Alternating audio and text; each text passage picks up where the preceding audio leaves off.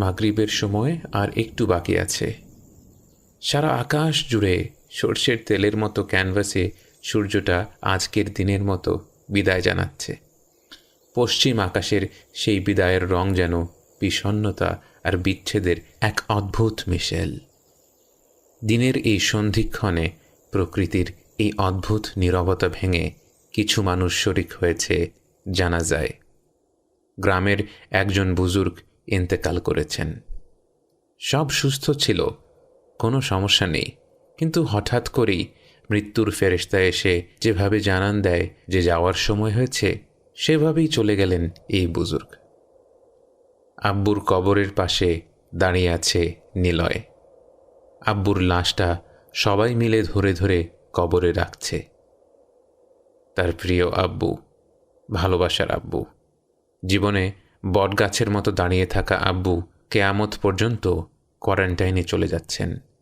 মুঠো ভরে মাটি নিয়ে লোকজন ফিসফিস করে কোরআনের একটি আয়াত বলতে থাকে, মিনহা খলাকনাকুম ওয়া ফিহা নুঈদুকুম ওয়া মিনহা নুখরিজুকুম তারাতান উখরা, যার বাংলা অর্থ নিলয়ে জেনেছিল বন্ধু আবদুল্লাহর কাছ থেকে, আমি মাটি থেকে তোমাদের সৃষ্টি করেছি, মাটিতেই তোমাদের ফিরতে হবে, এবং আবার আমি সেই মাটি থেকেই তোমাদের উত্থাপন করব।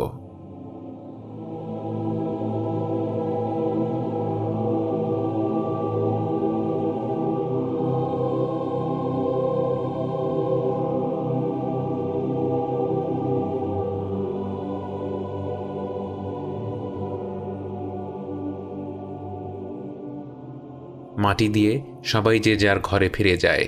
কেউ মসজিদে মাগরিবের নামাজ আদায় করতে যায়। নিলয় ভেতরে ভেতরে তখনও প্রচণ্ড অস্থির। তার অবুঝ মন কি যেন একটা খুঁজে চলেছে।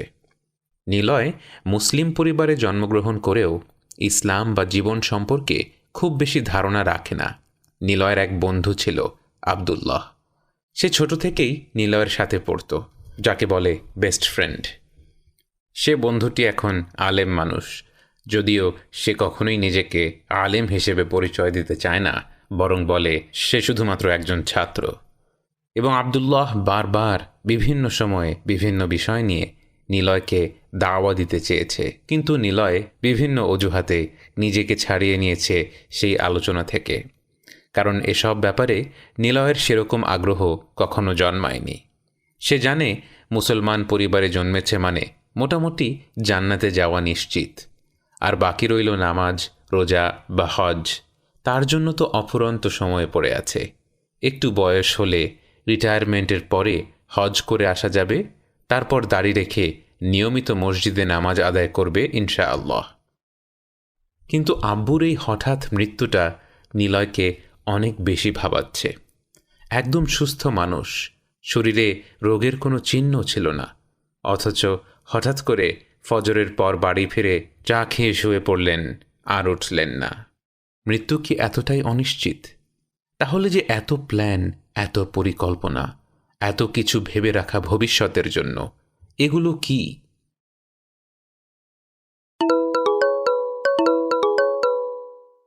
নিলয়ের ভাবনায় ছেদ পড়ে একটা ফোন কলে। আবদুল্লাহ ফোন দিয়েছে। প্রথমে ফোন করে ইন্না লিল্লাহি ওয়া ইন্না ইলাইহি রাজিউন বলে শুরু করল আবদুল্লাহ, যার অর্থ নিলয়কে সেই শিখিয়েছিল, আমরা সবাই আল্লাহর কাছ থেকে এসেছি এবং অবশ্যই তাঁরই দিকে আমাদের প্রত্যাবর্তন। তারপর এ কথা সে কথার পর ফোন রাখতে যাবে, এই সময় নিলয় হঠাৎ করে প্রশ্ন করে বসল আবদুল্লাহকে, বন্ধু, আমাকে একটা কথা বলতো, আমরা সবাই আল্লাহর থেকে এলাম, আল্লাহর কাছেই ফিরব, তাহলে আমরা এলাম কেন? আমরা তো আল্লাহর কাছেই থাকতে পারতাম। আবদুল্লাহ ইলম নিয়ে পড়াশোনা করা মানুষ। নিলয়ের প্রশ্নের ভেতরে যে অস্থিরতা, ভাবনা, কিছুটা মৃত্যু ভয় লুকিয়ে আছে, সেটা সে ভালোই উপলব্ধি করতে পারে। আর কারো মৃত্যুর খবর শুনলে সে যতই দিনদার হোক বা না হোক, হৃদয়ে তার একটা প্রভাব পড়েই। তার নিজের মৃত্যুর কথা একবার স্মরণে আসেই। এটাই মানুষের ফিতরা। আবদুল্লাহ হেসে জবাব দিল, বন্ধু, খুব ভালো প্রশ্ন করেছিস। আমি তো এই প্রশ্নগুলো নিয়েই তোর সাথে আলাপ করতে চাইতাম। দেখ, আল্লাহ সুবহানাহু ওয়া তাআলা কোরআনের একটি আয়াতে তোর প্রশ্নের সরাসরি জবাব দিয়েছেন।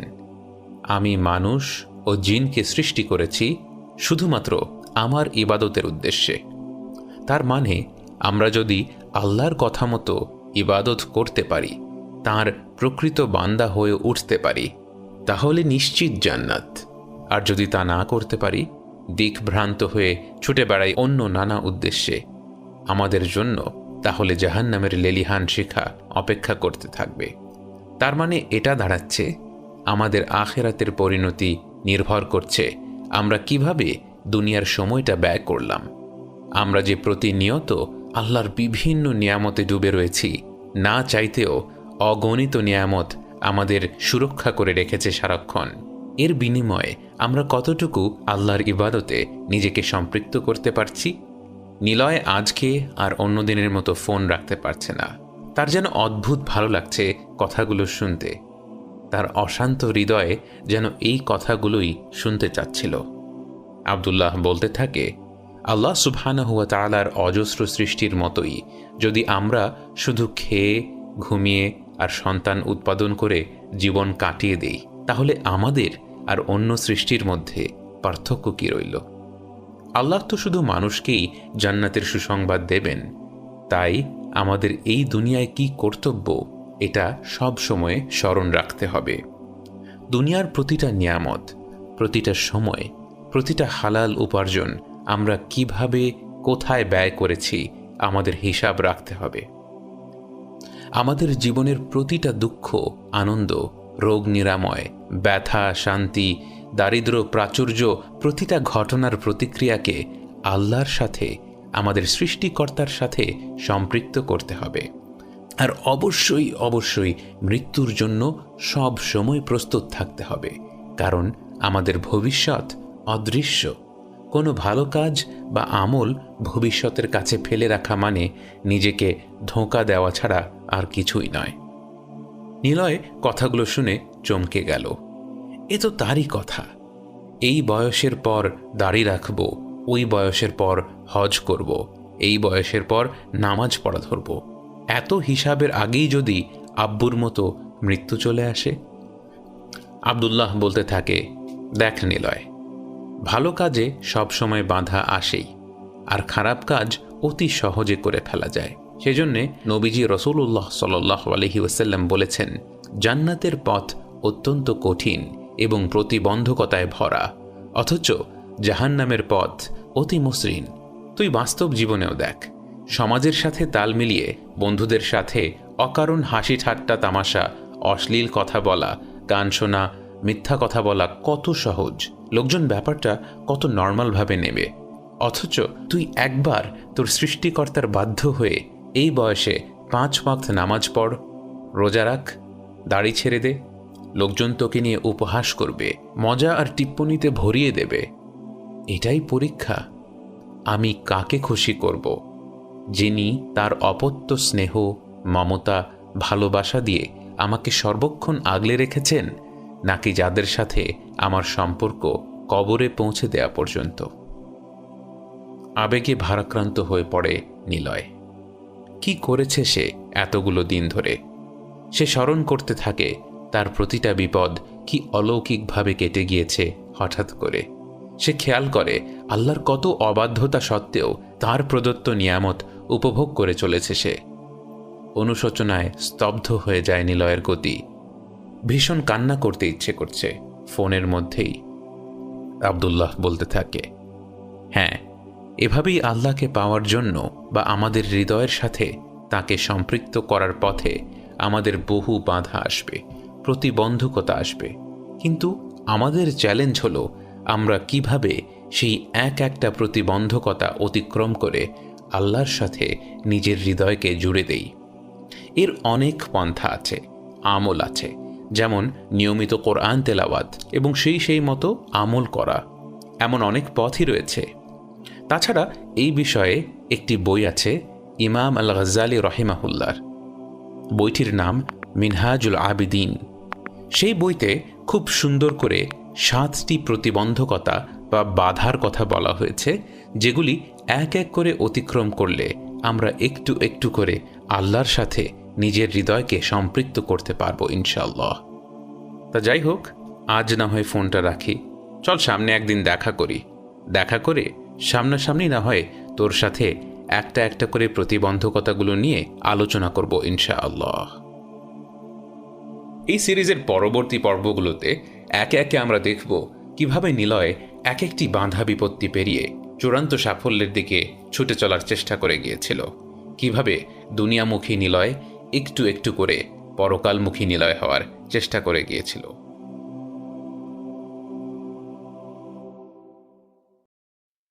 বিসমিল্লাহির রহমানির রহিম। ইকরা বিসমি রাব্বিকাল্লাযী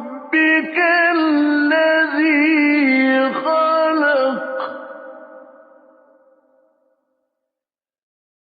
খালাকাল ইনসানা মিন আলাক। ইকরা وربك الأكرم الذي علم بالقلم. اقرأ وربك الأكرم الذي علم بالقلم. علم الإنسان ما لم يعلم.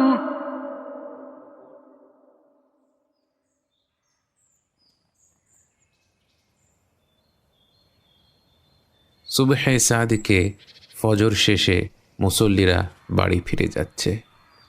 তাদের ঠোঁটে ক্ষীণস্বরে উচ্চারিত আল্লাহর প্রশংসার সাথে কিচিরমিচির করে গলা মেলাচ্ছে এক ঝাঁক পাখি। নিলয় বসে আছে মসজিদের পুকুর পাড়ে। আজ কত বছর পর ফজরের নামাজ মসজিদে পড়া হলো সে জানে না, তবে আজ তার বাবাহীন পৃথিবীর বয়স 4 দিন হয়ে গেল। নিলয়ের পাশে বসে আব্দুল্লাহ নিচু স্বরে শান্তভাবে সকালের জিকিরগুলো করছে। কাল রাতে সেই নিলয়কে ফোন করে আমন্ত্রণ জানালো ফজরের নামাজটা একসাথে পড়ার জন্য। এদিকে নিলয় চুপচাপ বসে থাকলেও তার অন্তরটা শান্ত হতে পারছে না। একদিকে হঠাৎ বাবা হারানোর তীব্র বেদনা এবং অন্যদিকে জীবন মৃত্যুর উদ্দেশ্য নিয়ে মনে জাগা সহস্র প্রশ্নের এক দ্বৈত অনুভূতির মিশ্রণে ছেয়ে আছে তার মনোজগৎ। উদাস মনে সে ভাবছিল, বাবার মতো আমাকেও তো এভাবেই একদিন আল্লাহর কাছে ফিরে যেতে হবে। আল্লাহ তো আমাকেও তার আনুগত্য করার জন্যই দুনিয়ায় পাঠিয়েছেন। মৃত্যুর আগেই তার এবাদতের মাধ্যমে তার নৈকট্য অর্জন করতে না পারলে কি করে মৃত্যুর পর তার সামনে দাঁড়াবো?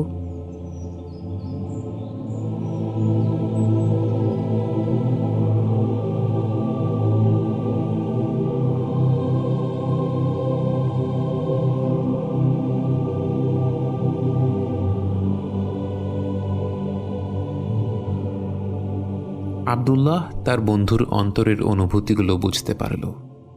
সে বলল, আমরা যখন আল্লাহর থেকে অনেকটা দূরে সরে আসি, দুনিয়ার নানা বিষয়ে ডুবে থাকি, আর মনে মনে ভাবতে থাকি, হ্যাঁ আল্লাহকে সময় দেব, তবে আজ না, অদূর ভবিষ্যতেই ইসলামের ব্যাপারে খুব সিরিয়াস হয়ে যাব, কিন্তু আগে একটু জীবনটাকে গুছিয়ে নেই। আমরা যখন নিজেকে এভাবে ভুল বোঝাতে থাকি, কখনো কখনো আল্লাহ আমাদের জীবনে একটা বড় ধরনের পরিবর্তন নিয়ে আসেন। আমরা যেন চলার পথে একেবারে হোঁচট খেয়ে পড়েই যাই। কেউ কেউ হোঁচট খাওয়ার পর আল্লাহর সাথেই অভিমান করে বসে। তারা উপলব্ধি করতে পারে না যে তাদের পথের বাধাটি যে আসলে আল্লাহর তরফ থেকে এক বিরাট নিয়ামত ছিল। কিন্তু যারা এই বাস্তবতাটি ধরতে পারে, তারাই খেয়াল করে দেখে যে তারা যে পথ ধরে আগাচ্ছিল সে পথটাই ভুল ছিল। হোঁচট না খেলে তারা সেটা বুঝতেই পারত না। নিলয় ভাবতে লাগলো, আব্বু মারা যাওয়ার পর এই 4 দিন সে জীবন নিয়ে, তার জীবনের উদ্দেশ্য নিয়ে, এই মহাজগতের সৃষ্টি ও সৃষ্টিকর্তাকে নিয়ে যতটুকু সময় চিন্তা করেছে, গত 10টি বছরেও কি সে এই বিষয়গুলো নিয়ে এতটুকু ভেবে দেখেছিল? আব্দুল্লাহ বলতে থাকে, ইমাম আল গজ্জালি বলেন, যে ব্যক্তি আল্লাহর নৈকট্যের পথে যাত্রা আরম্ভ করতে চায় তাকে 7টি প্রকাণ্ড পাহাড় পাড়ি দিতে হয়। তিনি অবশ্য আকাবা অর্থাৎ বাধা শব্দটি ব্যবহার করেছিলেন। আমার মনে হয় তুই বিষয়টিকে পাহাড়ের মতো চিন্তা করলে আরও ভালো বুঝতে পারবি। আলোর পথের এই যাত্রীর সামনে প্রথম যে পাহাড়টি পড়বে তা হল জ্ঞানের পাহাড়। নিলয় নিজের অজান্তেই মুচকি হেসে ফেলল। আব্দুল্লাহ ছোটবেলা থেকেই গল্প বলতে এক্সপার্ট। তার কথা শুনতে শুনতে নিলয় যেন নিজেকে এক বিরাট পাহাড়ের সামনে দেখতে পেল। কাঁধে ব্যাকপ্যাক নিয়ে সে দাঁড়িয়ে আছে। নিলয় বলল, জ্ঞানের পাহাড়টা তো বেশ উঁচু মনে হচ্ছে। এই পাহাড় পাড়ি দিতে গেলে কি তোর মতো আলেম হয়ে যেতে হবে নাকি? আব্দুল্লাহ আপত্তি করে বলল, আহা বন্ধু, তোকে কিভাবে বোঝাই আমি যে আলেম নই? হয়তো জ্ঞানের পাহাড়টা পাড়ি দিলে তুই বুঝতে পারবি প্রকৃত আলেম কারা এবং কত গভীর তাদের হেকমা।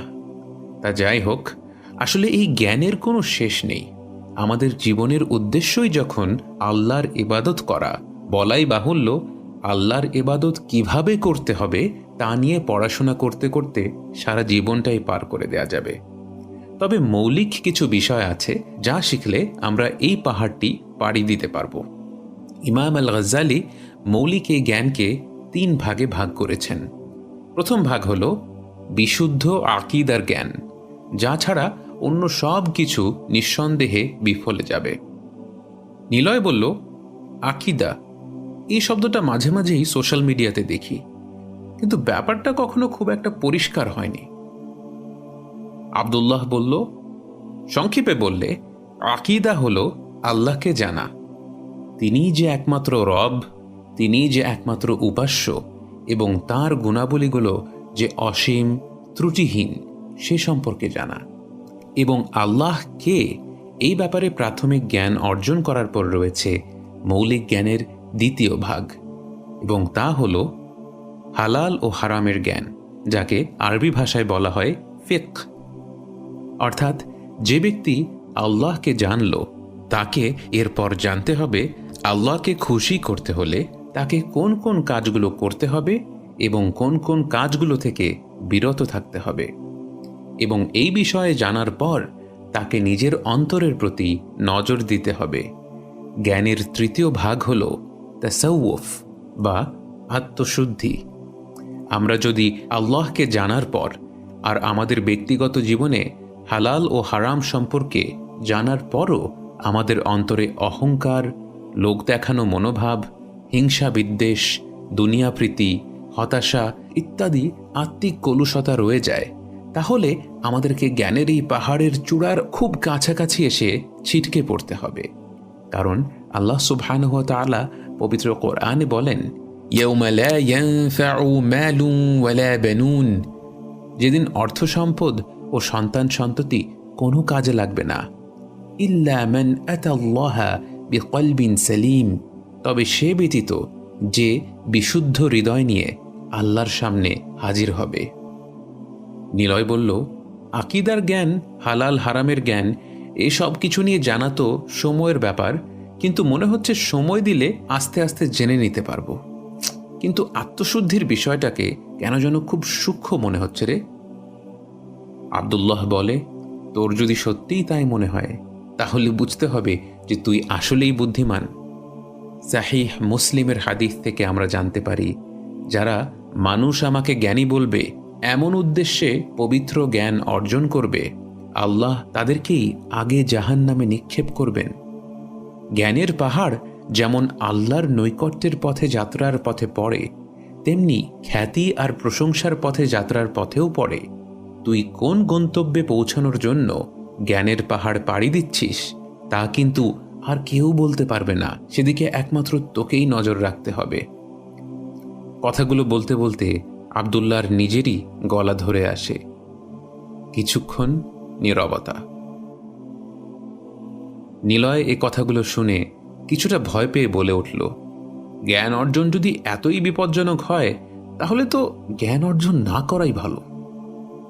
আব্দুল্লাহ নিজেকে সামলে উত্তর দেয়, তেমনটাও নয় রে নিলয়। ইলম নিয়ে আল্লাহ আমাদেরকে 3টি কাজের নির্দেশ দিয়েছেন: শেখা, আমল করা এবং অন্যদের শেখানো। অথচ সূরা সফ থেকে আমরা জানতে পারি আল্লাহ বলেন, ইয়া আইয়ুহাল্লাযীনা আমানু লিমা তাকুলুনা মা লা তাফআলুন। হে মুমিনগণ, তোমরা এমন কথা কেন বলো যা নিজেরা করো না? কাবুরা মাকতান ইনদাল্লাহি আন তাকুলু মা লা তাফআলুন। আল্লাহর কাছে এটা অত্যন্ত অপছন্দনীয় কাজ যে তোমরা এমন কথা বলো যা করো না। যারা জ্ঞান অর্জন করে এবং শেখায় কিন্তু নিজেরা সেই জ্ঞানের উপর আমল করে না, তাদের উপর আল্লাহ অত্যন্ত ক্ষুব্ধ হন। তাহলে চিন্তা কর, যে জ্ঞান অর্জনই করে না, আমল করা এবং শেখানো তো দূরের কথা, তাদের ওপর আল্লাহ কতটা রাগান্বিত হবেন। অর্থাৎ জ্ঞানের পাহাড় পাড়ি দিতে গেলে এই 3টি কাজই আমাদেরকে যথানিয়মে করতে হবে। কখনো ভেবেছিস পবিত্র কোরআনের প্রথম শব্দ, প্রথম নির্দেশ, প্রথম কথাও ছিল ইকরা, যার অর্থ হলো পড়ো। এবং এই কথা শুনে স্বয়ং সৃষ্টিকুলের শ্রেষ্ঠ মানব মহানবী রাসূল সাল্লাল্লাহু আলাইহি ওয়াসাল্লামও বলে উঠেছিলেন, মা আনা বিকারে, আমি তো পড়তে জানি না। গোটা মানব জাতির কাছে প্রেরিত নবী সাল্লাল্লাহু আলাইহি ওয়াসাল্লাম প্রথমে নিজের ওপর বিশ্বাস রাখতে পারেননি, কিন্তু আল্লাহ কি তার যাত্রা সহজ করে দেননি? তিনি কি তাকে সম্মান ও মর্যাদার চূড়ান্তে পৌঁছে দেননি? কথাগুলো নিলয়ের গায়ে কাঁটা দিয়ে উঠল। সে প্রথমবারের মতো উপলব্ধি করল, আলোর পথের এই যাত্রায় তো সে একা নয়। যার দিকে সে ছুটে যাওয়ার চেষ্টা করছে, তিনি নিজেই তার এই ভ্রমণ তার জন্য সহজ করে দেবেন। তাকে শুধু তার সাধ্যমতো চেষ্টাটা করতে হবে। নিলয় উপলব্ধি করল, নিজেকে নানা অজুহাত দিয়ে ভুলিয়ে রাখার দিন শেষ।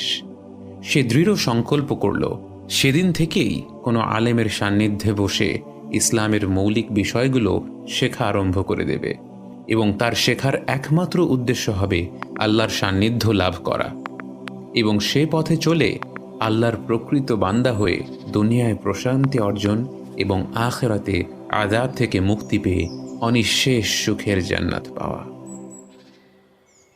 ধীরে ধীরে সূর্যের আগমনে আলোকিত হয়ে উঠছিল চারপাশ। মসজিদের ভেতর থেকে একদল খুদে হাফেজদের কোরআন পাঠের ধ্বনি ভেসে আসতে লাগল। নিলয় আর আব্দুল্লাহ চোখ বন্ধ করে শুনতে লাগলো সেই স্বর্গীয় বাণী।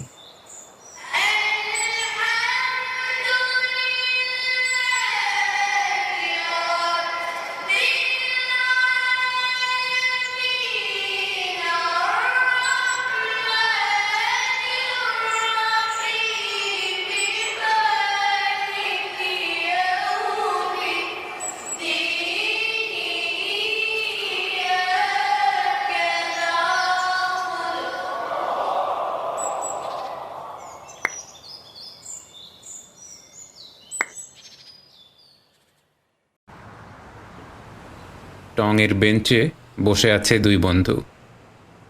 চায়ে চুমুক দিতে দিতে আব্দুল্লাহর প্রশ্ন, তারপর তলেবে ইলম ক্লাস কেমন হলো? আজ নিলয় প্রথম একজন আলেমের কাছ থেকে দার্স নিয়েছে। মাত্র 5 দিন আগেই আব্দুল্লাহর সাথে পুকুর পাড়ে বসে গল্প করতে করতে নিলয় মনস্থির করেছিল সে তার রব সম্পর্কে জানা আরম্ভ করবে। জ্ঞানের পাহাড় পাড়ি দিতে পারুক আর না পারুক, যাত্রাটা আরম্ভ করবে। আজ প্রথম দার্স নিয়ে এসে নিলয়ের মনটা খুবই নরম হয়ে আছে। সে বলল, কি বলবো ঠিক বুঝতে পারছি না। আমার নিজের কাছেই বিশ্বাস হচ্ছে না এত কম সময়ে এরকম বিজ্ঞ জ্ঞানে ভরপুর একজন মানুষের কাছ থেকে ইলম নেয়ার সৌভাগ্য আমার হয়েছে। তুই না থাকলে এটা কখনোই সম্ভব হতো না। এটা ঠিক বলি না বন্ধু। তুই এত কম সময়ে পবিত্র জ্ঞান অর্জন করার সুযোগ পেয়েছিস, এর মানে মহান আল্লাহ তাআলাই তোকে তার কাছে ডেকে নিচ্ছেন। আমি তো তার মাধ্যমগুলোর একটি। আমি না থাকলে আল্লাহ সুবহানাহু ওয়া তাআলা অন্য কারো মাধ্যমে তোকে অন্য কোনো দার্সের ছাত্র বানিয়ে হলেও তার কাছে আসার সুযোগ করে দিতেন।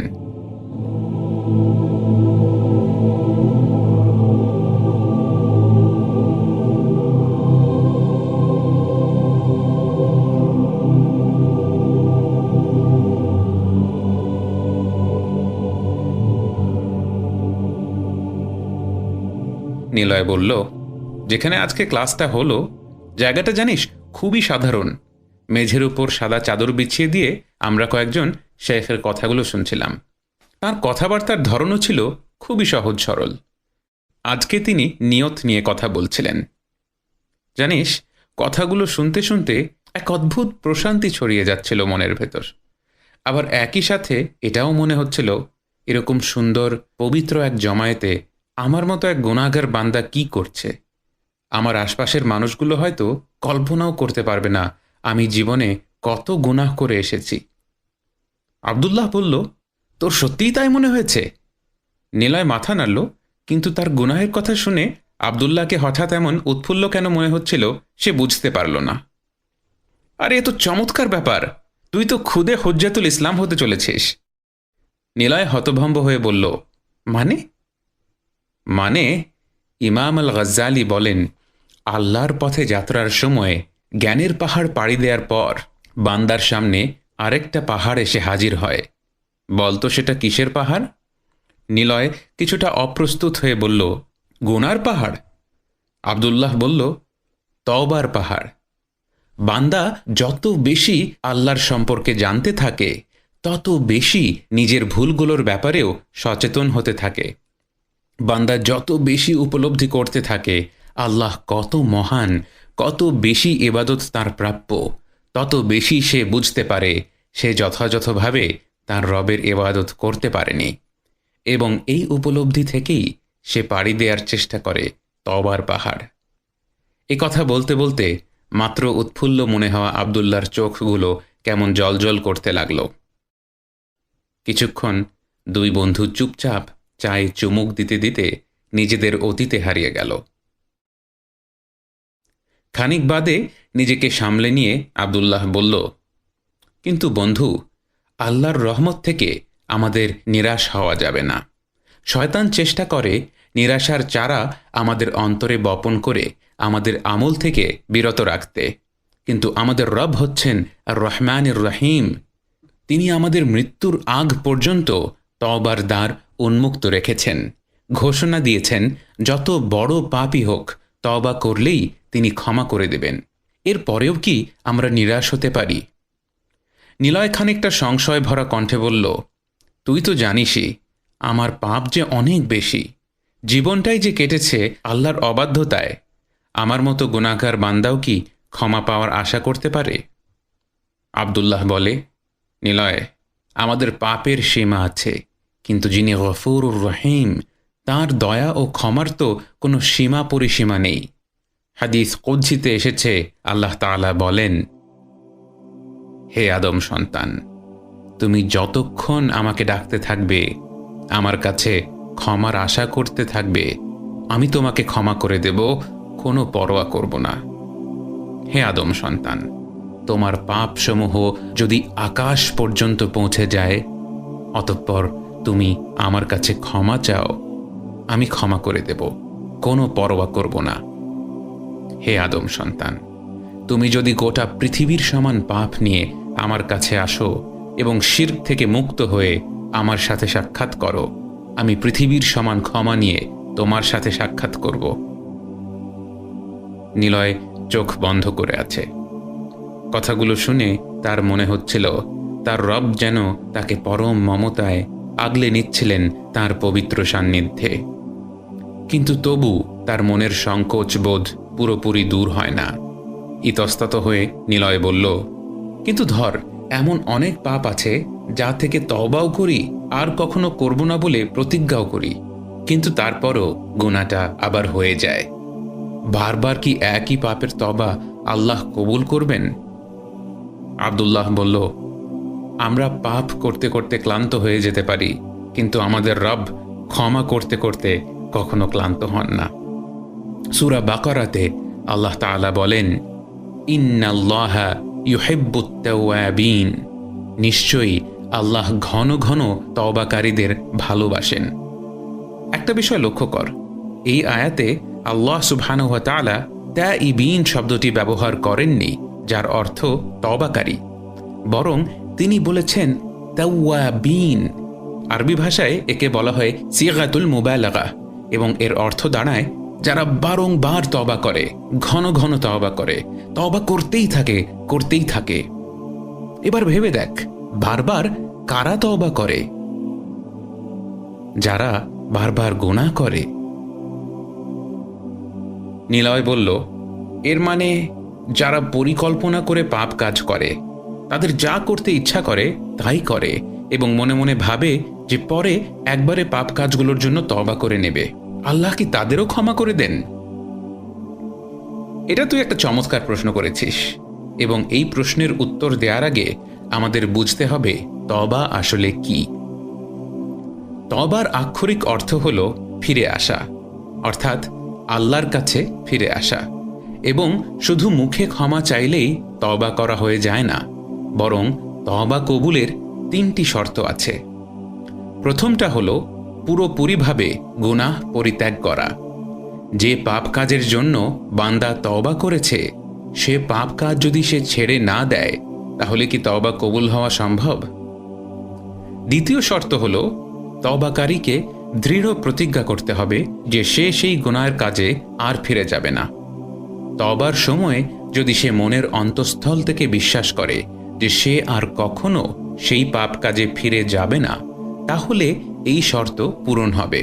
কিন্তু অন্তরের একেবারে গভীরেও যদি সে সেই পাপ কাজে ফিরে যাওয়ার ক্ষুদ্রতম ইচ্ছাও পোষণ করে, তবে তাকে মনে রাখতে হবে আল্লাহ হচ্ছেন আল লতীফুল খবীর। তিনি সবচেয়ে সূক্ষ্মতর বিষয়গুলো সম্পর্কেও পরিপূর্ণভাবে অবগত। বান্দা এমন ইচ্ছা পোষণ করার মাধ্যমে শুধুমাত্র নিজেকেই ধোঁকা দেবে, আল্লাহকে নয়। এবং তৃতীয় শর্তটি হল আক্ষেপ ও অনুশোচনা বোধ করা। এবং সেই সাথে আরও একটি শর্ত যোগ হবে, যদি বান্দা আরেক বান্দার হক নষ্ট করে থাকে, যেমন জুলুম, অত্যাচার, কারো সম্মানহানি, কারো সম্পদ অন্যায়ভাবে আত্মসাৎ করা, এইসব। এরকম কোনো অপরাধ হয়ে গেলে তাদের প্রাপ্য ফিরিয়ে দিতে হবে এবং ক্ষমা চাইতে হবে। আল্লাহর হকের ক্ষেত্রে তো তার নিকট মাফ চেয়ে মুক্তি পাওয়ার আশা করা যায়, কিন্তু মানুষের হকের বিষয়ে আমাদের অনেক সাবধান থাকা উচিত, কারণ দুনিয়ায় সেটা পূরণ করতে না পারলে আখিরাতে নিজের ভালো আমল দিয়ে সেই হকের বদলা ফিরিয়ে দিতে হবে। কত ভয়ঙ্কর বিষয় চিন্তা কর। চতুর্থ শর্তটি শুনেই নিলয় বিমর্ষ হয়ে পড়ল। তার মনে হলো জীবনে চলার পথে কত মানুষের সাথেই না অন্যায় করে ফেলেছে। সবার কাছে তো মাফ চাওয়া, হক ফিরিয়ে দেওয়া এখন সম্ভবও নয়। নিলয়ের মনোভাব বুঝতে পেরেই যেন আব্দুল্লাহ বলে উঠল, কিন্তু সব সময় এটা পারা যাবে না। তাছাড়া ফিতনার আশঙ্কাও থাকে, তাই পরোক্ষভাবে আমরা তাদের জন্য দোয়া করতে পারি। তাদের নামে বেশি বেশি দান সাদাকা করা সহ ভালো ভালো কাজে তাদের নাম উল্লেখ করতে পারি। পাশাপাশি নিজের আমলের পরিমাণও বাড়ানোর চেষ্টা করতে পারি। নিলয় ভাবতে লাগলো, কত সহজ মানুষের হক নষ্ট করা। বিশেষ করে ইন্টারনেটের এই যুগে একজন মানুষকে নিয়ে কটু মন্তব্য করা কত সহজ হয়ে গিয়েছে। মুসলিমদের মধ্যেও এই ফিতনা ছড়িয়ে পড়েছে ভয়ানকভাবে। যেখানে ইসলামে ভিন্ন মত হল আল্লাহর পক্ষ থেকে রহমত, সেখানে ভিন্ন মত নিয়ে বক্তা থেকে শুরু করে সাধারণ মুসলিমরা অকথ্য ভাষায় গালমন্দ করে থাকে।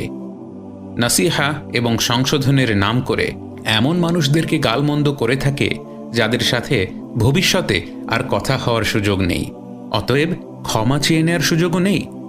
নিলয় মনে মনে প্রতিজ্ঞা করল, এখন থেকে বিশেষ করে সোশ্যাল মিডিয়াতে কোনো ধরনের নেতিবাচক মন্তব্য করা থেকে সে পুরোপুরি বিরত থাকবে।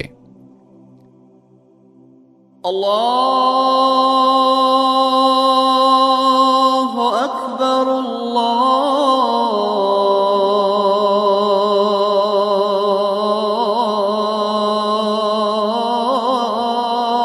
আকবার।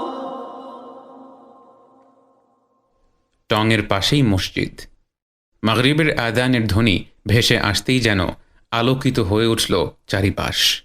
টঙের মামাকে সালাম দিয়ে দুই বন্ধু আল্লাহু আকবার বলতে বলতে হেঁটে যায় মসজিদের দিকে। এক ধবধবে সাদা সমুদ্রের মাঝে বসে আছে নিলয়। অসংখ্য কাশফুলের ঢেউয়ের মাঝে ছোট্ট খোলা মাঠ। নিলয়ের বিপরীতে আব্দুল্লাহ 2 হাতে ভর করে পেছনে হেলান দিয়ে আকাশের বিশালত্বে হারিয়ে গিয়েছে। মৃদু বাতাসের শাঁ শাঁ শব্দ ছাড়া চারিদিকে সুনসান নীরবতা। উদাস মনে আব্দুল্লাহ বলল, নিঃসঙ্গতা এক অদ্ভুত ব্যাপার, তাই না রে? কেন? এই যে আমরা নিঃসঙ্গতাকে এতটা ভয় পাই, কিন্তু ব্যস্ত জীবনের কোলাহলে একটু নিঃসঙ্গ সময় কাটাতে পারলে মনে হয় অন্তরে প্রশান্তি ছড়িয়ে পড়েছে। নবীজি সাল্লাল্লাহু আলাইহি ওয়াসাল্লামও তো ওহী নাজিল হওয়ার আগে দিয়ে নির্জন গুহায় বসে বেশি বেশি ধ্যান করতেন, তাই না? ঠিক বলেছিস। আমার তো মনে হয় তার এই ধ্যানের মাধ্যমে আল্লাহ তাকে ওয়াহী নাজিলের জন্য প্রস্তুত করেছেন, অন্তরটাকে শক্ত করেছেন। মজার বিষয় কি জানিস? কিছুদিন আগে যখন আমরা সবাই করোনা ভাইরাসের জন্যে লকডাউনে ছিলাম, আল্লাহ কিন্তু বাস্তবে আমাদেরও সুযোগ দিয়েছিলেন সব ঝঞ্ঝাট থেকে দূরে সরে এসে আল্লাহর সাথে নিজেদের সম্পর্কটাকে শুধরে নেয়ার। নিলয়ের মনে পড়ল কোয়ারেন্টিনের সেই দিনগুলির কথা। সে প্রতিদিন তার পছন্দের সিরিজগুলোর 15 থেকে 20টা করে এপিসোড দেখে কাটিয়েছিল। সে শুধু চুপচাপ মাথা নাড়ল আর ভাবল, আগের দিন আব্দুল্লাহ আল্লাহর নৈকট্যের পথে দ্বিতীয় বাধার কথা বলেছিল, সেটা ছিল তওবা। মনে মনে 3 বার আস্তাগফিরুল্লাহ বলে আল্লাহর কাছে ক্ষমা চেয়ে নিল। আব্দুল্লাহ সামনের দিকে ঝুঁকে বসে, তার হাতগুলো হাঁটুর উপর রেখে এবার নিলয়কে উদ্দেশ্য করে বলল, ইমাম আল গজ্জালি বলেন, আল্লাহর সান্নিধ্য লাভের পথে তৃতীয় বাধা হল প্রতিবন্ধকতা।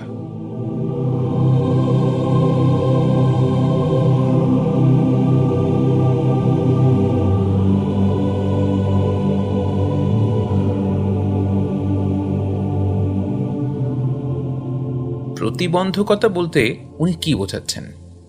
মানে সেই জিনিসগুলো যা আমাদের আটকে রাখে, মূল লক্ষ্য থেকে বিচ্যুত করে। তিনি মূলত 4টি প্রতিবন্ধকতাকে চিহ্নিত করেছেন, যা আল্লাহর সান্নিধ্য লাভের ক্ষেত্রে বাধা হয়ে দাঁড়ায়। প্রথমটি হল, আব্দুল্লাহ মাটিতে 2 বার হাত চাপড়ে বলল, দুনিয়া। নিলয় কিছুক্ষণ ভেবে বলল, বন্ধু, এই দুনিয়া তো আল্লাহরই সৃষ্টি, তাহলে দুনিয়া আল্লাহর নৈকট্য লাভ করার ক্ষেত্রে প্রতিবন্ধকতা হলো কি করে?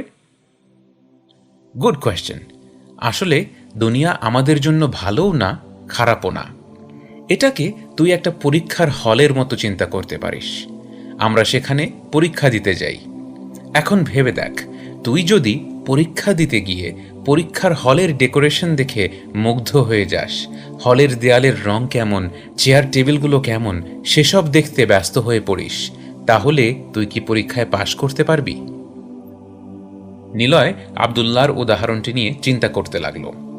প্রথমে শুনতে একটু উদ্ভট মনে হলেও পরীক্ষার হলের দেয়ালের রং বা চেয়ার টেবিল দেখে বিমোহিত হয়ে যাওয়া আর লেটেস্ট ফ্যাশন, নতুন নতুন গ্যাজেট, বিলাসবহুল গাড়ি, এসব বিষয় নিয়ে পড়ে থাকার মধ্যে কি বাস্তবে তেমন কোনো তফাৎ আছে? আব্দুল্লাহ বলল, দ্বিতীয় প্রতিবন্ধকতাটি হল সৃষ্টি নিজেই। দুনিয়ার মতো আমাদের মন যদি সৃষ্টি নিয়ে মগ্ন থাকে, এই সৃষ্টি আমাদের জন্য বাধা হয়ে দাঁড়াতে পারে। সৃষ্টি মানে মানুষ? নিলয় প্রশ্ন করল। মানুষ নিঃসন্দেহে মানুষের জন্য একটি বড় পরীক্ষা। যেমন নিজের সন্তান সন্ততি। আমার মেয়েটা পরীক্ষায় কেমন করলো, আমার ছেলেটা স্কুলের শেষে আরও 3টা কোচিংয়ে গেল কিনা, ইত্যাদি বিষয় যেন অনেকের জন্য নামাজ রোজার থেকে আরও গুরুত্বপূর্ণ বিষয় হয়ে যায়। নিলয় বলল, দ্যাটস এ গুড পয়েন্ট। আবার মানুষ কি ভাবল সেটাও আরেক ধরনের প্রতিবন্ধকতা হতে পারে, কি বলিস? নিঃসন্দেহে, কিন্তু দুনিয়া এবং সৃষ্টির ব্যাপারে একটা বিষয় আমাদের মাথায় রাখতে হবে। এরা কিন্তু প্রাকৃতিকভাবে খারাপ নয়, বরং এই দুটি বস্তু আমাদের জন্য তখনই খারাপ হয় যখন আমরা এদেরকে প্রয়োজনের চেয়ে বেশি গুরুত্ব দিয়ে দিই। অর্থাৎ দুর্বলতাটা কিন্তু আমাদের। অতএব মানুষ এবং সমাজকে যেন আমরা ছোট চোখে না দেখি, সেটা করলে আমাদের অন্তরে দাম্ভিকতা চলে আসবে। বরং আমাদের অ্যাপ্রোচ হওয়া উচিত, আমরা দুনিয়ায় ডুবে আছি, সামাজিকতা নিয়ে পড়ে আছি, সংশোধন করতে হবে আমাদের নিজেদের। নিলয় খেয়াল করল, যখন আব্দুল্লাহ সৃষ্টির কথা বলছিল, প্রথমেই তার মাথায় সোশ্যাল মিডিয়াতে কিছু লোকের আজগুবি কর্মকাণ্ডের কথা মনে হয়েছিল। তার যে আগে নিজের দিকে তাকানো উচিত সেটা তার প্রথমে মনেই হয়নি। আব্দুল্লাহ বলতে থাকে, এদিক থেকে পরের দুটো প্রতিবন্ধকতা কিছুটা ভিন্ন। তৃতীয় প্রতিবন্ধকতা হল শয়তান।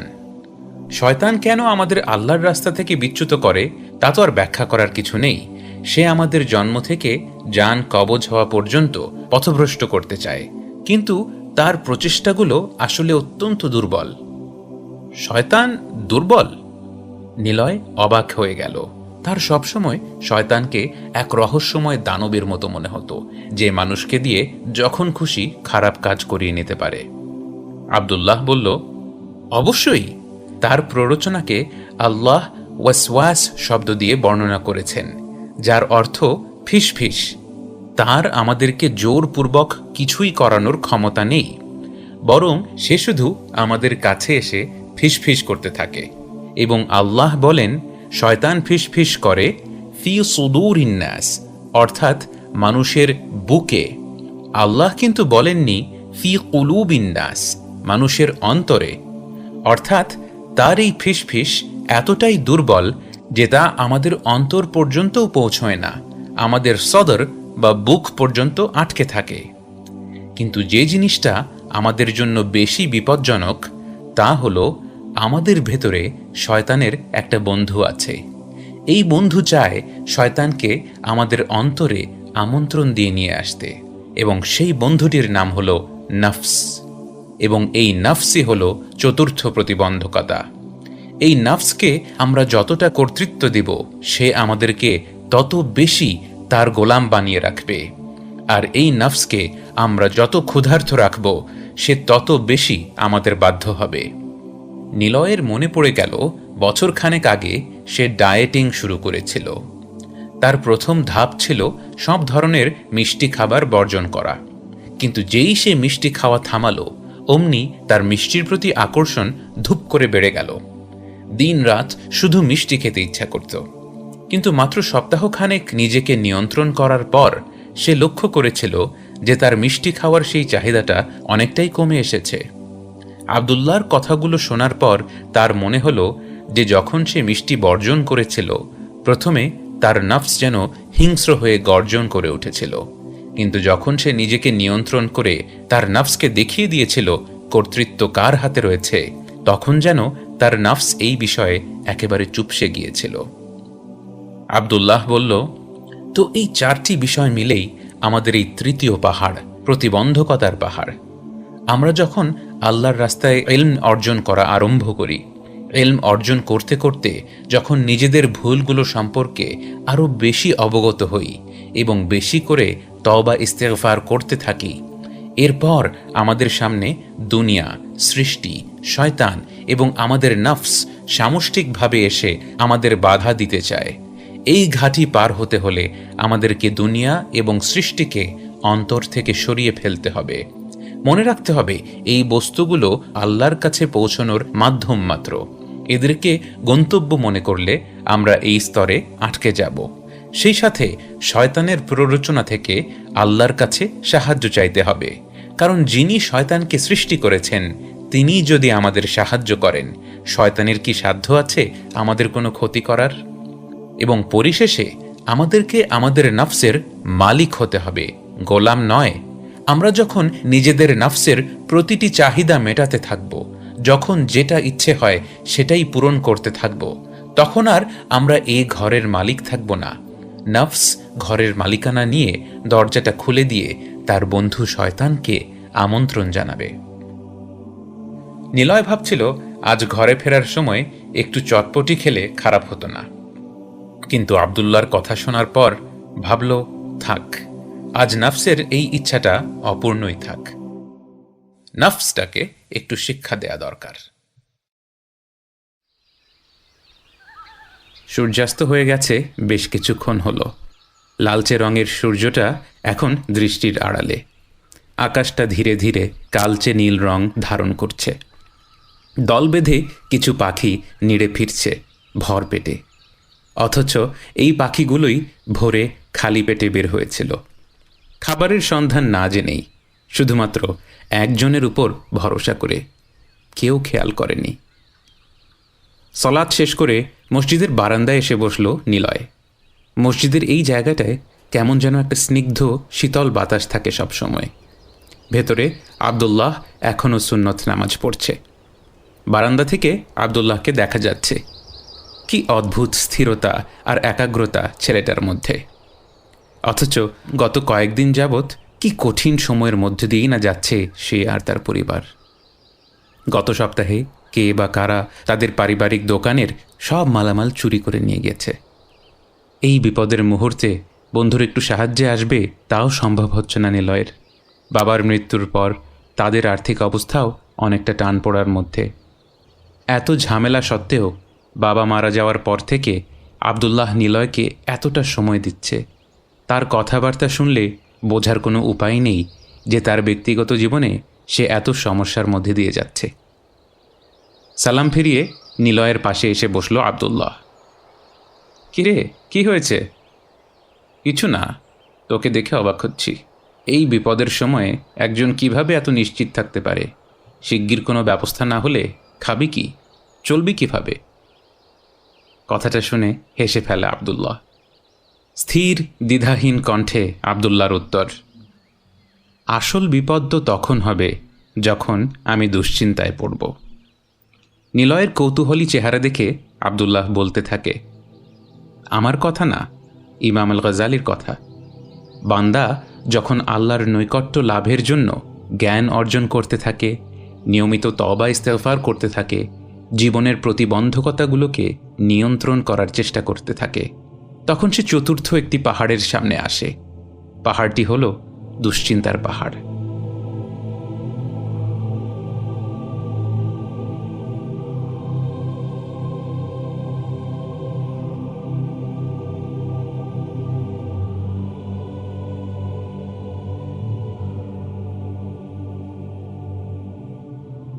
মানুষের জীবনে সবচেয়ে বড় যেই দুশ্চিন্তা তাকে কাবু করে ফেলে তা হল রিজকের দুশ্চিন্তা।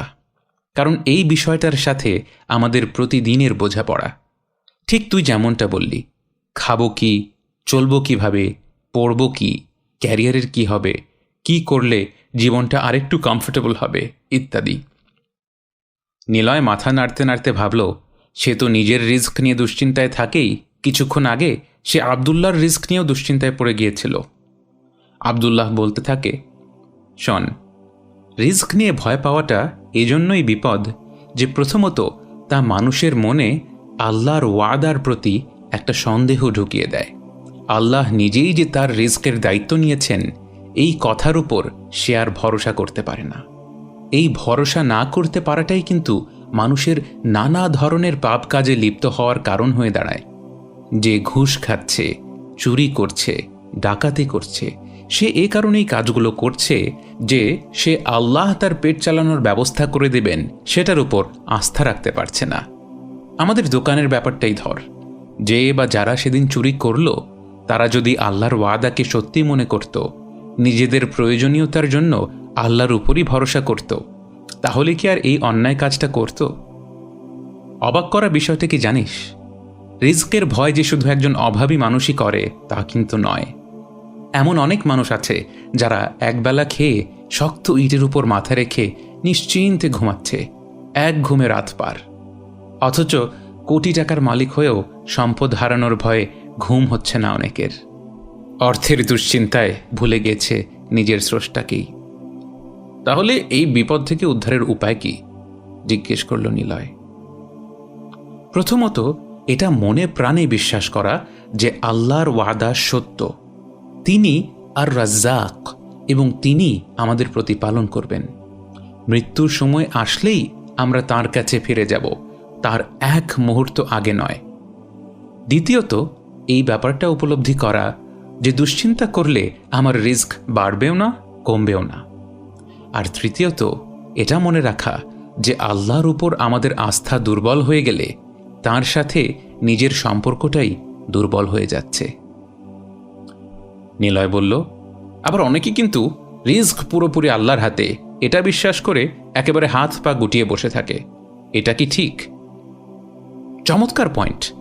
আমরা যদি পবিত্র কোরআনের দিকে তাকাই, আমরা দেখব সূরা জুমআতে আল্লাহই আমাদের নির্দেশ দিয়েছেন, ফাইযা কুদিয়াতিস সালাহ ফান্তাশিরু ফিল আরদ ওয়াবতাগু মিন ফাদলিল্লাহ। অতঃপর যখন নামাজ সমাপ্ত হয় তখন তোমরা পৃথিবীতে ছড়িয়ে পড়ো আর আল্লাহর অনুগ্রহ সন্ধান করো। অর্থাৎ আল্লাহ নিজেই আমাদের নির্দেশ দিয়েছেন আমাদের দ্বীনি দায়িত্বগুলো পালন করার পর রিজকের সন্ধানে বেরিয়ে পড়ার জন্য। হালাল উপায়ে রিজক উপার্জন করা কিন্তু আল্লাহর নৈকট্য লাভের পথে বাধা নয়, বরং এ নিয়ে অতিরিক্ত দুশ্চিন্তা করাটা হলো সমস্যা। আমাদের মনে রাখতে হবে আমাদের কর্তব্য রিজক উপার্জন করার জন্য বেরিয়ে পড়া, আর আল্লাহর ওয়াদা আমাদের রিজক প্রদান করা।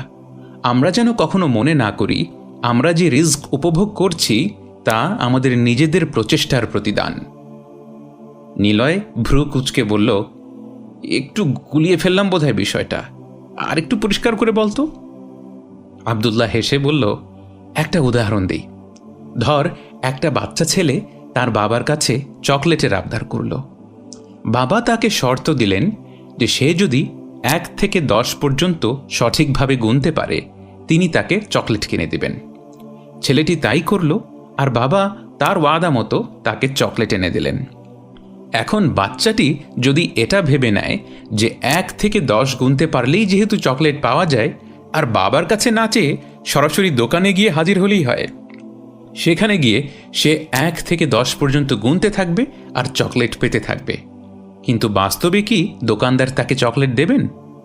আমাদের চেষ্টাগুলো ঠিক এই 1 থেকে 10 গুণার মতো। এটা শুধুমাত্রই আল্লাহর প্রতি আমাদের আনুগত্যের একটা বহিঃপ্রকাশ। মূল রিজক দাতা হচ্ছেন একমাত্র আল্লাহ। নিলয় বলল, চমৎকার উদাহরণ, কিন্তু একটা কথা বলতো দোস্ত, এই যে ইমাম গজালি দুশ্চিন্তার পাহাড়ের কথা বললেন, মানুষ কি শুধু রিস্ক নিয়েই দুশ্চিন্তা করে? Great point. আসলে মানুষ রিস্ক নিয়ে বেশি দুশ্চিন্তা করলেও আরও বেশ কিছু বিষয় নিয়েও দুশ্চিন্তা করে থাকে। এর মধ্যে একটি হলো ক্ষতির ভয়। আর্থিক ক্ষতি বা রিস্ক থেকে বঞ্চিত হওয়ার ক্ষতি নয়, নিজের নিরাপত্তার ভয়, অসুখ বিসুখের ভয়, জীবনে খারাপ কিছু ঘটে যাওয়ার ভয় ইত্যাদি। আসলে আমাদেরকে বুঝতে হবে যে আমরা যত চেষ্টাই করি না কেন, আমরা চাইলেও সব কিছু আগলে রাখতে পারি না। কত ধরনের বিপদই তো আসে জীবনে। বড় ধরনের কোনো অসুখ, ব্যবসার ক্ষতি, অথবা হঠাৎ করেই কোনো আপনজনের মৃত্যু। কথাটা শুনতেই নিলয় মাথা নিচু করে ফেলল। আব্দুল্লাহ তার কাঁধে হাত দিয়ে সান্ত্বনা দেয়। আমাদেরকে আসলে মেনে নিতে হবে যে কিছু বিষয় আছে যা আমাদের সাধ্যের বাইরে।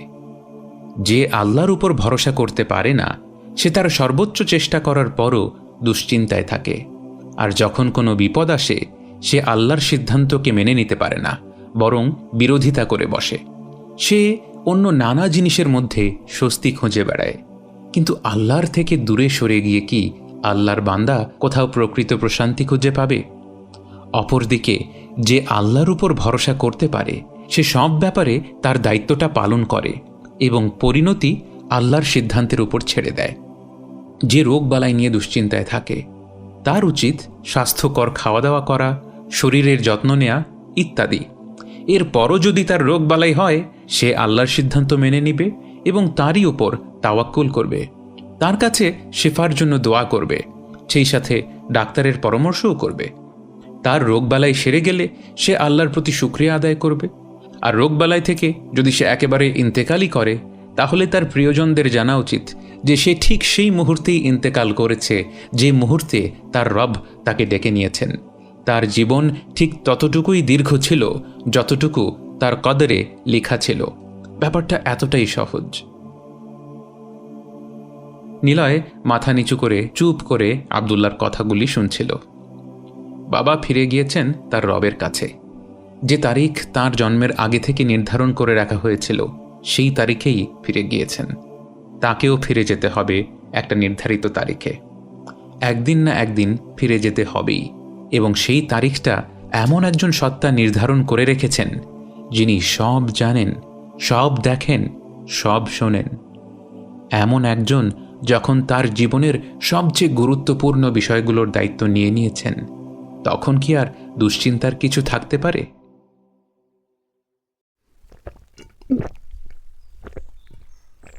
ঢক ঢক করে আধা বোতল পানি খেয়ে স্বস্তির নিঃশ্বাস ছেড়ে নিলয় বলল, আলহামদুলিল্লাহ। আব্দুল্লাহ আর নিলয় বসে আছে একটা টিলার উপরে। ভোরের কোমল আলোয় আস্তে আস্তে জেগে উঠছে গ্রামটি। আব্দুল্লাহর বিদেশে ফেরত যাওয়ার সময় প্রায় চলে এসেছে। শেষ কটা দিন সে গ্রামের বাড়িতে কাটাতে চাচ্ছিল। সাথে সে নিলয়কেও আমন্ত্রণ করল। আজ তারা ফজরের পরপর বাড়ির পাশের টিলাগুলোর উপর দিয়ে হাইকিং করার জন্য। অনেক দিন পর এত দূর হেঁটে নিলয় কিছুটা ক্লান্ত হয়ে গিয়েছে। সবচেয়ে বড় টিলাটির উপরে বসে গ্রামের একটা বড় অংশ দেখা যাচ্ছে। কৃষকেরা খেতে কাজ করা আরম্ভ করে দিয়েছে।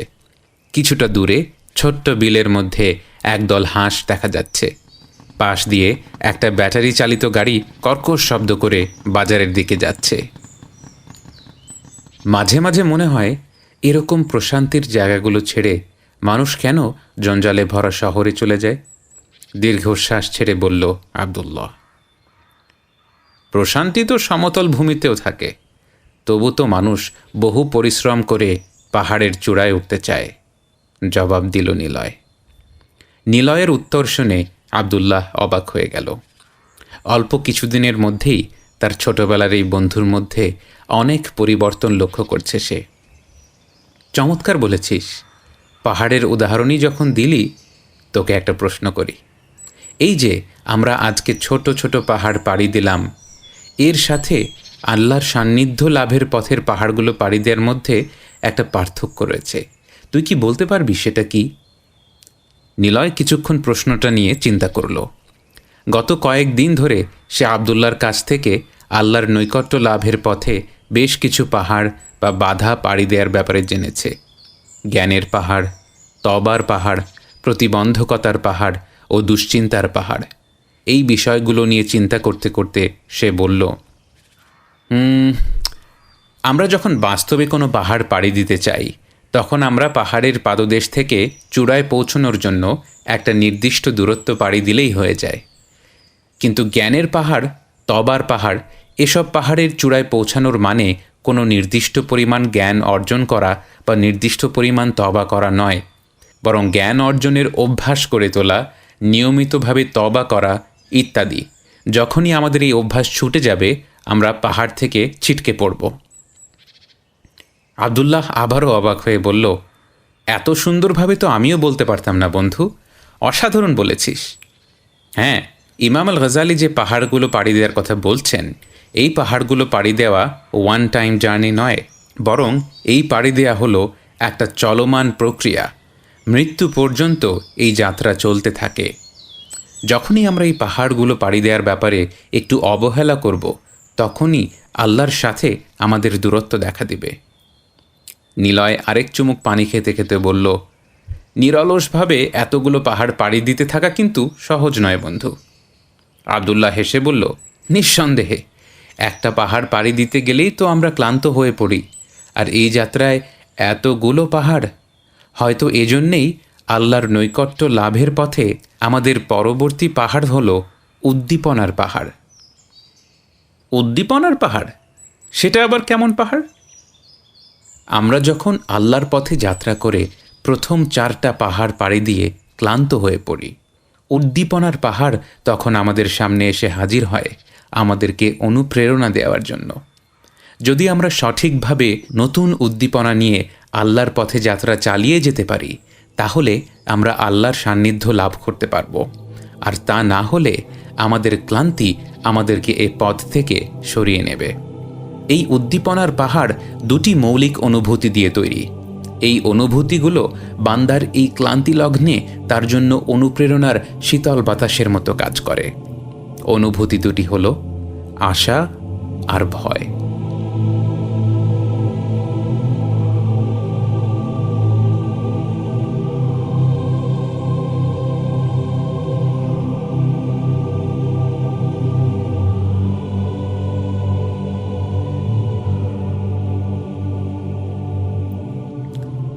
আশা, আল্লাহর দেয়া প্রতিশ্রুতির ব্যাপারে আশা, অর্থাৎ এই দুনিয়ার প্রতিটা আমলের বিনিময়ে আখেরাতে আল্লাহ আমাদের জন্য যে পুরস্কার রেখেছেন তা পাবার আশা। নিজেকে এটা মনে করিয়ে দেয়া যে যত বাধা আর কষ্ট আসুক না কেন এ সবই সাময়িক। অপরদিকে আখেরাতের নিয়ামতগুলো চিরস্থায়ী। যখনই আমরা কোরআন পড়ি তার প্রত্যেকটা হরফের বিনিময়ে একটা করে নেকি লেখা হয়, আর প্রত্যেকটা নেকির পুরস্কার 10 থেকে 700 গুণ পর্যন্ত। যখনই আমরা আলহামদুলিল্লাহ বলে আল্লাহর প্রশংসা করি, জান্নাতের মাটিতে একটি করে গাছ বপন করা হয়।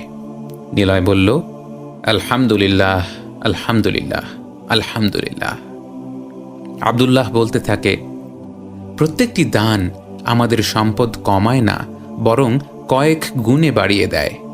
পানি যেভাবে আগুনকে নিভিয়ে দেয়, সাদাকাহ সেভাবে গুনাহ মুছে ফেলে। আমরা যতবার সলাতে দাঁড়িয়ে বলি ইয়াকা না'বুদু ওয়া ইয়াকা নাস্তাঈন, আমাদের রব আমাদের উদ্দেশ্য করে বলেন, এটাই আমার বান্দার জন্য, সে যা চেয়েছে তাই পাবে। আমাদের উচিত আমল করার পাশাপাশি এই প্রতিদানগুলোর কথা নিজেদের বারবার স্মরণ করিয়ে দেয়া, যাতে আমরা আরও উৎসাহ নিয়ে আল্লাহর হুকুমগুলো পালন করতে পারি। একজন ব্যবসায়ী যেমন লাভের সম্ভাবনা দেখলে উৎসাহিত হয়ে যায়, আমাদের উপলব্ধি করা উচিত যার সাথে আমাদের লেনদেন তিনি কাউকে নিরাশ করেন না। যার কাছে আমাদের পাওনা তিনি কখনোই কারো নেক আমলকে নষ্ট হতে দেন না। এই উপলব্ধি যার আছে সে শত প্রতিকূলতার মাঝেও আল্লাহর আনুগত্যের স্বাদ পায়। আর আল্লাহর আনুগত্যের মাঝে যে শান্তি, যে মিষ্টতা লুকিয়ে আছে তা এই দুনিয়ার কোনো কিছুর সাথেই তুলনা করা যায় না। নিলয় গত কয়েকদিনে টুকটাক যেসব ভালো কাজ করেছে সেগুলোর কথা চিন্তা করতে করতে তার মনে হতে লাগলো জান্নাত লাভ করা তার মতো গুনাহগার বান্দাদের জন্যেও হয়তো একেবারে অসম্ভব নয়। আব্দুল্লাহ বলল, দ্বিতীয় যে অনুভূতি মুমিনের জন্য উদ্দীপনা তৈরি করে তা হলো ভয়, আল্লাহর অসন্তুষ্টি আর জাহান্নামের শাস্তির ভয়। ভয়, একটু দ্বিধা নিয়ে প্রশ্ন করল নিলয়, কিন্তু ভয় কিভাবে উৎসাহ দিতে পারে? আসলে আশা এবং ভয় আমাদের মধ্যে দুটি ভিন্ন ধরনের রিয়াকশন তৈরি করে। আশা যেমন কোনো কিছু পাওয়ার জন্য আমাদের উৎসাহিত করে, তেমনি কোনো কিছুর ভয় আমাদেরকে সেটা থেকে বিরত থাকার জন্য সাহায্য করে।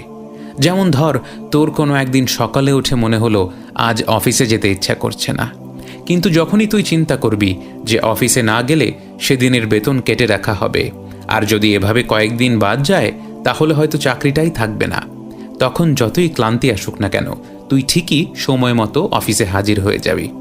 এক্ষেত্রে চাকরি হারানোর ভয় কি তোর জন্য উৎসাহের কাজ করেনি? তেমনি জাহান্নামের শাস্তির চিন্তা বাহ্যিকভাবে একটা হুমকির মতো মনে হলেও আসলে তা আল্লাহর পক্ষ থেকে দেয়া একটা বিরাট নেয়ামত, যাতে আমরা তার অবাধ্য হওয়া থেকে বিরত থাকতে পারি। জাহান্নাম যে শুধু একটি শাস্তির জায়গা তা কিন্তু নয়, বরং তা আল্লাহর অসন্তুষ্টিরও বহিঃপ্রকাশ। যে ব্যক্তি জাহান্নামে নিক্ষিপ্ত হবে তার শারীরিক যে কষ্ট হবে তার চেয়ে বেশি কষ্ট হবে এই কথা ভেবে যে যেই রব তাকে সৃষ্টি করেছেন, যেই রব তাকে এত এত নিয়ামত দিয়েছেন, এত আদর যত্নে তাকে লালন করেছেন, যে রব সবচেয়ে বেশি দয়ালু, যে রব মায়ের চেয়েও বেশি ভালোবাসেন, বাবার চেয়েও বেশি ভালোবাসেন, সেই রব আজ তার উপর এতটা অসন্তুষ্ট যে তিনি তার দিকে ফিরেও তাকাবেন না, এবং সে এক অনন্তকালের জীবন পার করে দেবে, কখনো তার রবের দেখা পাবে না। যে ব্যক্তি সত্যিকার অর্থে আল্লাহর মাহাত্ম্য বোঝে, তার কাছে আল্লাহর ভালোবাসা পাওয়া যেমন আশার বিষয়, জান্নাতে আল্লাহকে সরাসরি দেখতে পাওয়া, তার সাথে সরাসরি কথা বলতে পারা যেমন আশার বিষয়, এই সব কিছু থেকে বঞ্চিত হওয়া হলো তার জন্য সবচেয়ে বেশি ভয়ের বিষয়। নিলয় ভাবতে লাগলো, কেমন হবে সেই বেঁচে থাকা যে জীবন জুড়ে সে এটা জেনেই বেঁচে থাকবে যে তার স্রষ্টা তার উপর অসন্তুষ্ট। জাহান্নামের শাস্তিগুলোর বর্ণনা সে বহুবার শুনেছে, যতবারই শুনেছে তার মনে প্রবল ভয় কাজ করেছে। কিন্তু আজ আবদুল্লাহর কথাগুলো শোনার পর তার মনে যেন অন্য এক ধরনের ভয় কাজ করছিল, যে ভয়ের গভীরে লুকিয়েছিল তীব্র ভালোবাসা। যে রব এত ভালোবেসেছেন, যে রবের কাছে সে যখন খুশি দোয়া করার জন্য হাত তুলে বলেছে, হে আমার রব, সাথে সাথে তার রব উত্তর দিয়েছেন, হ্যাঁ আমার বান্দা, আমি আছি, তুমি বলো কি চাও। যে রব বলেছেন, যখনই আমার বান্দা আমার ব্যাপারে জিজ্ঞেস করবে, আমি নিশ্চয়ই তার খুব কাছে। সেই রব কোনো এক সময় তার থেকে দূরে সরে যাবেন, তার ওপর চিরতরে অসন্তুষ্ট হয়ে যাবেন, তার সাথে কথা বলবেন না, তার কোনো দোয়া শুনবেন না। এমন এক অস্তিত্বের কথা কল্পনা করেই নিলয়ের গা শিউরে উঠল। কাঁপা কাঁপা কণ্ঠে সে তার রবের কাছে দোয়া করে বলল, ইয়া হাইয়ু ইয়া কাইয়ুম বিরহমাতিকা আস্তাগীথ আসলিহ লি শা'নি কুল্লাহ ওয়া লা তাকিলনি ইলা নাফসি তরফাত আইনিন। আব্দুল্লাহ ক্ষীণ স্বরে বলল, আমিন ইয়া রব।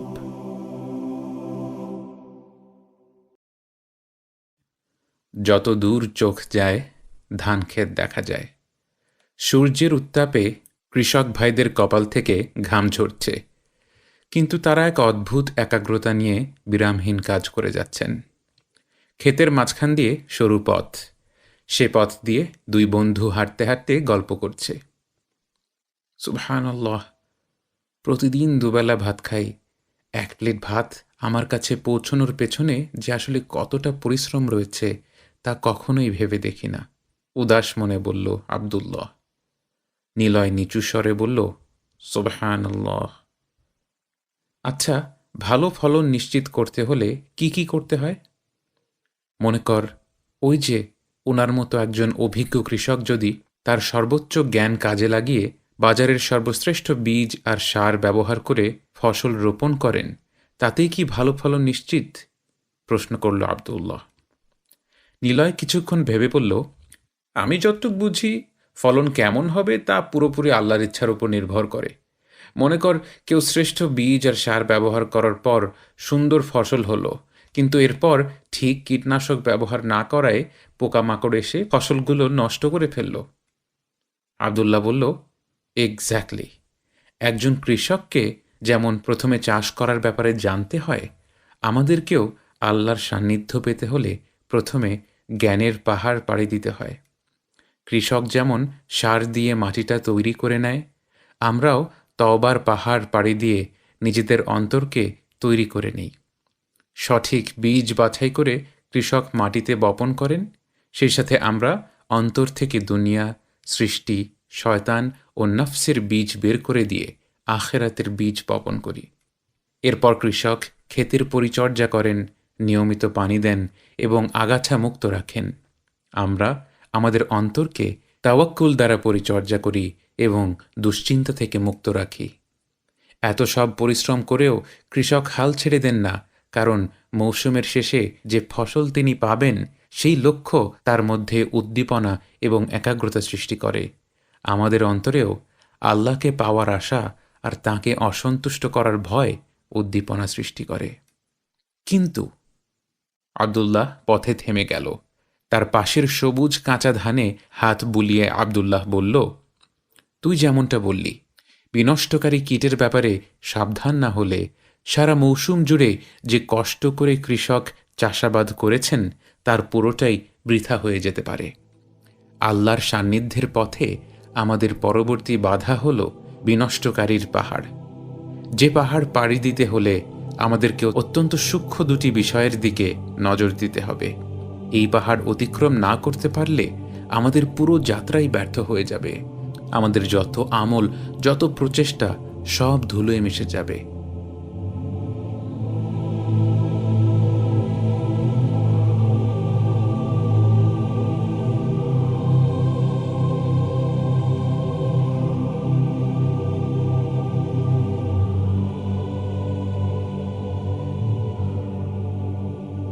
প্রথম বিনষ্টকারীর নাম হল রিয়া। নিলয় স্বস্তির নিঃশ্বাস ছেড়ে ভাবল, যাক, রিয়া নামের কোনো ব্যক্তিকে সে চেনে না। রিয়া, যার বাংলা অর্থ লোক দেখানো। এই রিয়া হলো অত্যন্ত সূক্ষ্ম একটি বিষয়, কারণ এটা এমন একটা বস্তু যা অন্তরে প্রবেশ করেছে কিনা তা একমাত্র আল্লাহ জানেন এবং বান্দা নিজে জানে। কারো আমলের বাহ্যিক রূপ দেখে বোঝার কোনো উপায় নেই তার আমলের মধ্যে রিয়া রয়েছে কিনা। এবার নিলয় দুশ্চিন্তায় পড়ে গেল। বিচলিত কণ্ঠে বলল, এর কিছু উদাহরণ দিতে পারবি? আব্দুল্লাহ বলল, এই যেমন ধর, আমি যদি ভোটে জেতার উদ্দেশ্যে দান করি বা প্রচারণা পাবার জন্যে দান করি, সেটা এক ধরনের রিয়ার পর্যায়ে পড়বে। আমি আমার কথা বলে উদাহরণ দিচ্ছি, কারণ আরেকজন ব্যক্তি কী কারণে দান করেছে সেটা নিয়ে আমাদের মন্দ ধারণা পোষণ করা উচিত না। হতে পারে কেউ জনসমক্ষে দান করে অন্যদের উৎসাহিত করার জন্য। দেখবি আজকাল অনেকেই দান করার সময় ফেসবুক লাইভে চলে আসে। আমাদের তাদের সম্পর্কে খারাপ ধারণা করা উচিত না। রিয়ার পুরো বিষয়টি হল আত্মশুদ্ধি কেন্দ্রিক, অর্থাৎ আমাদের নজর দিতে হবে নিজের দিকে। তা যাই হোক, এই উদাহরণের ক্ষেত্রে বান্দা পুরো ইবাদতের কাজটাই করেছে আল্লাহর সন্তুষ্টি ব্যতীত অন্য কোনো উদ্দেশ্যে। কিন্তু রিয়া আরও সূক্ষ্ম হতে পারে। একজন ব্যক্তি আল্লাহর উদ্দেশ্যে ইবাদত করা শুরু করতে পারে, কিন্তু সেই ইবাদত করার সময়ও তার অন্তরে রিয়া চলে আসতে পারে। যেমন ধর, কেউ একজন একা একটা ঘরে নামাজে দাঁড়ালো। হঠাৎ কেউ সেই ঘরে প্রবেশ করলো এবং সাথে সাথে নামাজ আদায় করা ব্যক্তি আরেকটু ধীর গতিতে নামাজ পড়া আরম্ভ করলো। তার তিলাওয়াতটা আরেকটু সুন্দর করে ফেলল। এই কাজটা সে প্রায় নিজের অজান্তেই হয়তো করে ফেলে, কিন্তু সে যদি নিজের অন্তরের গভীরে তাকায়, সে লক্ষ্য করবে যে সে তার ইবাদতটাকে সুন্দর করেছে সেই রুমে ঢুকে যাওয়া মানুষটার জন্য, আল্লাহর জন্য নয়। নিলয় বলল, সুবহানাল্লাহ, এমনটা তো হর হামেশাই হয়, ভয়ানক ব্যাপার। আব্দুল্লাহ বলল, নিঃসন্দেহে প্রত্যেক ইমানদার ব্যক্তির জন্য রিয়া হল সবচেয়ে বিপজ্জনক বিষয়গুলোর একটি। কিন্তু এটা নিয়ে কিন্তু শয়তান অনেক সময় অন্যরকম প্রতারণা করার চেষ্টা করে। যে ব্যক্তি রিয়া নিয়ে সাবধান হওয়ার চেষ্টা করে, তার কাছে শয়তান গিয়ে বলবে, কি তুমি এখন কোরআন পড়বে? অথচ পাশে কত লোক বসে আছে, তারা ভাববে তুমি কত পরহেজগার ব্যক্তি। কোনো দরকার নেই, বরং বাসায় গিয়ে একাকী কোরআন পড়ো। বাসায় যেতে যেতে সেই ব্যক্তি হয়তো কোরআন পড়ার কথা ভুলেই যাবে। শয়তানের এই ফাঁদে পা না ফেলার জন্য ইমাম মালিক একটা চমৎকার উপদেশ দিয়েছেন। যখন বান্দা আশঙ্কা করবে যে সে এমন কোনো আমল করতে যাচ্ছে যার মধ্যে রিয়া ঢুকে যাওয়ার আশঙ্কা আছে, সে যেন আমলটাকে বন্ধ না করে দেয়, বরং তার উচিত তার নিয়তটাকে সংশোধন করে নেয়া। নিলয় বলল, মাশা আল্লাহ, চমৎকার উপদেশ। আব্দুল্লাহ বলল, দ্বিতীয় যে বিনষ্টকারীর কথা ইমাম আল গজালি উল্লেখ করেছেন তা হল ওজেব বা নিজের আমলগুলোকে অনেক বড় মনে করা। এর সবচেয়ে ভালো উদাহরণ হয়তো আমি নিজেই। এই যে আমি তোর সাথে গত কয়েকদিন যাবৎ সময় কাটাচ্ছি, তোকে ভালো ভালো উপদেশ দেওয়ার চেষ্টা করছি, আল্লাহর সান্নিধ্য লাভের কথা বলছি। বিশ্বাস কর, প্রতিনিয়ত আমার অন্তরে একটা ভাবনা চলে আসছে, ক্ষীণ স্বরে আমাকে বলে যাচ্ছে, বাহ, কত ভালো আব্দুল্লাহ। আর কয়টা মানুষ এত ভালো কথা সুন্দর করে গুছিয়ে বলতে পারে? আমি সেই কথাটা নিজের মনের ভেতরে ভেতরে মেনে নিলেই সেটা অজীব হয়ে যাবে। মনে কর তুই একটা বিশাল প্রাসাদের সামনে দাঁড়িয়ে। সেই প্রাসাদের মালিক বলল, এই প্রাসাদটি আসলে একটি ধনভাণ্ডার এবং এর ভেতরের হীরা জহরত সব তোর। তুই খুশি মনে দরজার কাছে গিয়ে দেখিস ইয়া বড় এক তালা ঝুলছে দরজায়। তুই সেই মালিকের কাছে গিয়ে বললি যে, জনাব, এই তালা যে চাবি ছাড়া খুলবার নয়। এবার তিনি তোকে সেই চাবিটি দিয়ে দিলেন যেন তুই ঢুকতে পারিস। এরপর তুই কিন্তু চাবি দিয়ে দরজাটা খুললি, কিন্তু তাই বলে কি তুই এটা মনে করবি যে এই দরজাটা তুই পুরোপুরি নিজের বুদ্ধি খাটিয়ে খুলেছিস? নাকি দরজা খোলার কৃতিত্ব তাকে দিবি যিনি তোকে চাবিটা দিল? নিলয় মৃদু হেসে বলল, আমার একটা প্রিয় ইউটিউব চ্যানেলের কথা মনে পড়ে গেল। ইসলামিক বিভিন্ন বিষয় নিয়ে তারা ছোট ছোট ভিডিও তৈরি করে। সেখানে বহু মানুষ চ্যানেলের বক্তার বাচনভঙ্গি নিয়ে প্রশংসায় পঞ্চমুখ হয়ে যায়। তোর কথা শোনার পর মনে হচ্ছে এরকম বক্তাদের জন্য এ ধরনের মন্তব্য না জানি কত বড় পরীক্ষা। এসব মন্তব্য যদি তাদের চোখে পড়ে আর তারা যদি এক মুহূর্তের জন্যেও ভুলবশত এই মন্তব্যগুলোকে সত্যি মনে করে ফেলে, নিজেদের আমলগুলোর জন্য নিজেদের কৃতিত্ব দিয়ে দেয়, সাথে সাথেই তারা নিজেদের ধ্বংসের দিকে ঠেলে দিল। আব্দুল্লাহ বলল, সুবহানাল্লাহ, সত্যি বলেছিস। দাওয়াতের কাজে সবসময় নিজের নিয়তের ব্যাপারে সতর্ক থাকতে হয়।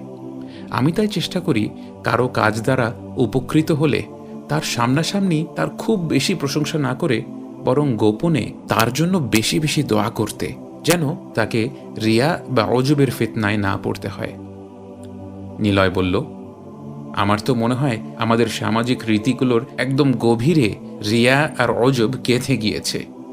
ঈদের গরুটা কত হলো, কার সন্তান কয়বার কোরআন খতম দিল, ঈদে জামাই বাড়িতে গরু গেছে তো, বিয়েতে দেনমোহর কত লক্ষ টাকা, কার ইফতার পার্টি কোন 5 স্টার হোটেলে। চিন্তার বিষয়। আব্দুল্লাহ বলল, এ নিয়ে সতর্ক হওয়ার একটা উপায় হতে পারে আল্লাহর নামগুলোর বিশালত্ব ও মহত্ব নিয়ে পড়াশোনা করে প্রচুর যিকর আর ইস্তেগফার করা। সত্যিকার অর্থে আল্লাহর মাহাত্ম্য উপলব্ধি করতে পারলে ইনশাআল্লাহ তাঁকে ব্যতীত অন্য কারো জন্য কোনো আমল করা বা নিজের জন্য কোনো আমলকে বড় মনে করার সুযোগ থাকবে না। আর এই বিষয়ে সবচেয়ে বড় আশার কথা হলো, ওলামাগণ বলেন, নিয়তের ব্যাপারে সন্দিহান হওয়াটাই হলো একটা লক্ষণ যে বান্দার অন্তরে ইখলাস আছে, অর্থাৎ তার নিয়ত ঠিক আছে। সব সময় তোর ইবাদত আর ভালো কাজের নিয়তের ব্যাপারে চিন্তা করবি। যখনই তোর মনে এই নিয়ত বা একনিষ্ঠতা নিয়ে সন্দেহ আসা বন্ধ হয়ে যাবে, তখনই আশঙ্কা থাকে যে তোর অন্তরে হয়তো রিয়া বা অজব ঢুকে পড়েছে। আব্দুল্লাহ আর নিলয় কিছুক্ষণ চুপ করে ক্ষেতের দিকে তাকিয়ে থাকল। একটু দূরে একজন কৃষক ভাই কীটনাশক স্প্রে করছিলেন। নিলয় মনে মনে দোয়া করল, আল্লাহ যেন তার কঠিন পরিশ্রমের বিনিময়ে এই ফসলগুলোকে তার জন্য উত্তম রিজিকের মাধ্যম বানিয়ে দেন।